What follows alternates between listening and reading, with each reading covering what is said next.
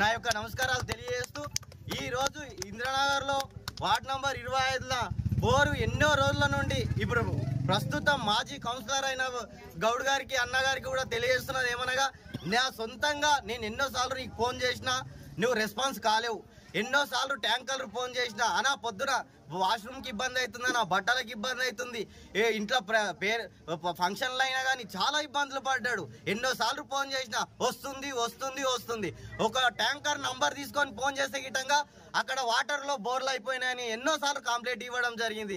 మున్సిపాలిటీకి పోయి అడిగితే మీ అక్కడ అధికారులు ఎవరు లేరా, మీరు అడిగేటోళ్ళు ఎవరు లేరా అని అడిగారు. చాలా సార్లు మా అక్కలు తమ్ముళ్ళు అందరూ పోయి వచ్చారు కానీ ఎవరు పట్టించుకోలేరు.